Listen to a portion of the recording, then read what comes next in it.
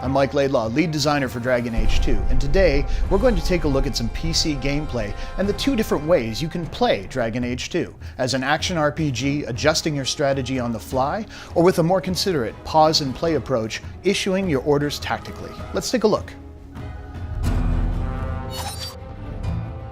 So let's take a look at how Dragon Age 2 plays if you tackle it like an action RPG. If you want to play in real time, you can absolutely do so. The rogue really shines here, able to move quickly around the battlefield, get into position, and separate out enemies. Of course, once you get into the thick of things, you'll notice you can fluidly move between characters. Mages, of course, shine when groups are clustered, while a stealth character can deliver vast amounts of damage from the safety of shadows. And with the enemies torn to pieces, it's just a matter of switching back to Hawk to pick up the stragglers. So you've seen how Dragon Age 2 plays as an action RPG, but what happens if we take the same situation and play it more tactically, pausing to issue orders? Let's find out. With the game paused, let's take a look at our situation. We have enemies that are going to move forward towards Aveline, our tank, so what we'll do is taunt them to ensure they cluster up around her. At the same time, we'll lay down a clever trap using a glyph of paralysis that should hold the majority of them in place. While we're at it, we have two groups of archers in the back, so using both of our rogues, we're going to toss miasmic flasks to stun them, taking them out of the fight for a short period of time as well.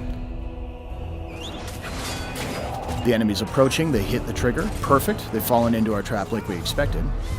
And now we're able to cut down the back ranks, using our archer to eliminate theirs while they're stunned.